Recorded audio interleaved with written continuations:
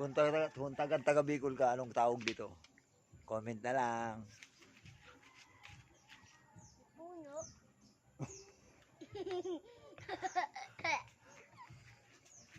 Ay, santulan. Dito nga pala guys, yung dati naming bahay. Mga maligno na nakatira. Ayan, papakita ko. Dito. Dito yung dati naming bahay. Yun ang halaman. Ang nakatira ay kahoy na lang.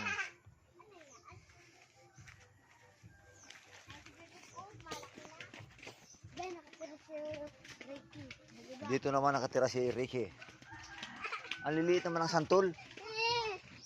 Layon, hinog! Sa may taas! Ay, layo doon! Hinog! Akyat ka. Ayoko, di ako marunong umakyat. Ang liliit na santol. Lahat tungkit. Huwag na, uuwi na ako. Diyan lang kayo. Saan ang bahay niya? Pumunta ako dito.